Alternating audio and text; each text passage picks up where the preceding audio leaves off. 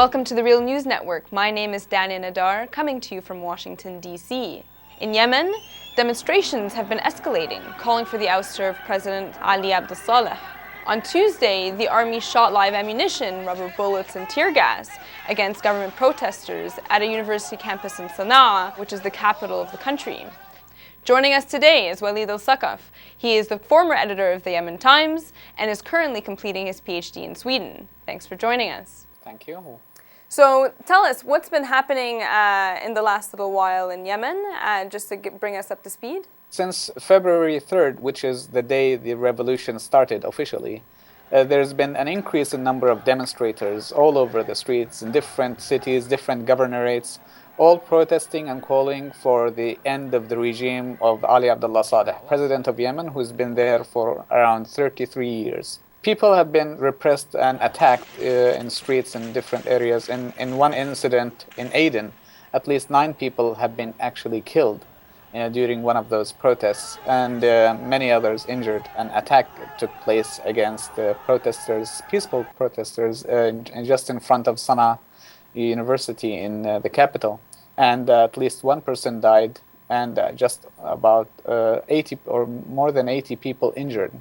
So the intensity of the situation is getting higher and higher. Who are these protesters according to the government?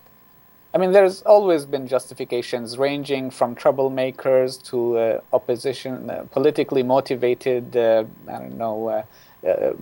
that belong to the opposition coalition. More recently, they claim that there are some members of Al-Qaeda who had actually infiltrated those groups.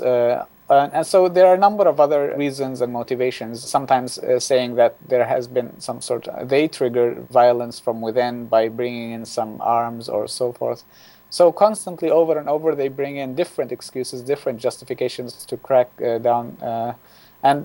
Most recently, there's a disturbing revelation saying that the authorities had actually let go of around 1,000 prisoners from the central prison of Yemen, which itself had within it, there has been an incident in which 3 prisoners have been killed and many others injured. And what has been the response of the U.S. government?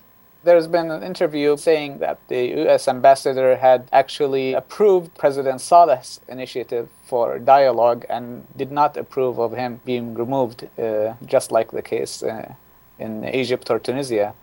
And this is coming in a time just after the crackdown of Sana'a, which sent a really negative and bad message to the demonstrators and to all those yearning for freedom. They are now actually, the authorities in Yemen have been using this particular interview to bolster their position, saying that, look, Americans are in our support. They think that we are right and demonstrators are wrong.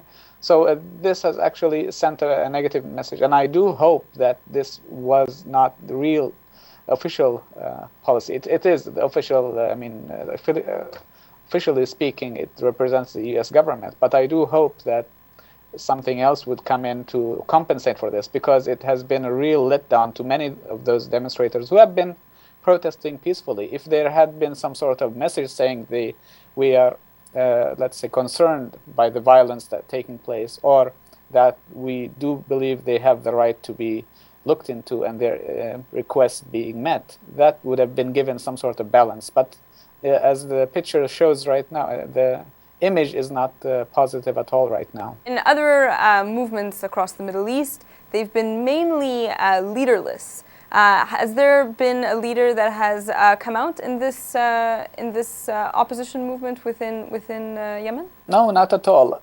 It's been almost the exact same scenario, where first a few youth would rally in front of the university, then they would gather more people. They'll be, of course, be attacked by the authorities, by the police. Then more people would join in, and then the number would grow to a critical point where it's become some sort of mainstream activity where regular people would join in. So you have a youth movement that's growing and then bringing in people from different areas, from different ages. And then, of course, there is this opposition coalition, which has joined in. It's basically the alliance of all different factions of the opposition, including Islah, which is the main party, followed by the Yemeni Socialist Party and Nasrid Party and others, and they represent different parts of the country. I mean, not necessarily geographically, but originally the Yemeni Socialist Party comes from the south, for example. The only fear is that if the opposition would really, say, take over leadership, and so far it's not happened, and there's a very strong sentiment, a very strong call for this never to happen, because it would really divert it from its goal of becoming non-political, non-partisan, and making sure that the youth remain there in leadership. So, Walid, what's next? Have there been protests that are called for Friday, or how are protesters reacting currently? If you've looked at the footage of the attack yesterday,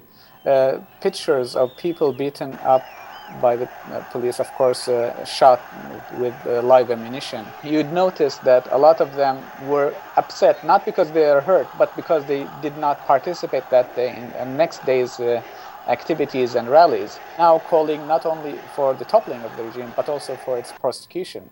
And this is a trend that reminds us very much of Egypt, efforts by the youth in bringing in the national unity among the different groups from the south, from the east and west, calling for one single demand, of which is to end this 33 oppressive dictatorship. What's the situation in Yemen in terms of how the military is reacting to the government? There's been some sort of, not obvious, but some sort of invisible split between the Republican guards and those very much affiliated to the president, and regular army and even police members. Some army members have in fact joined the protesters, and this is really a unique thing. And on one occasion, I've seen one officer simply remove the stars of his rank, removing them and throwing them to the public, saying, "I do not wish to be part of a regime that's oppressing its people." So there is a movement, there is something going on in Yemen, and it's not properly reflected in the media. But what is very clear now is that people are rallying against again and again with one single cause, which is to end the regime. And that means that the days of Saleh are really limited. And I do hope that the West and the world would realize that it's become an irreversible process. People have arrived to the point of no return, because otherwise it will be bloodshed, mayhem. Thanks for joining us, Walid. Thank you. And thank you for joining us on the Real News Network.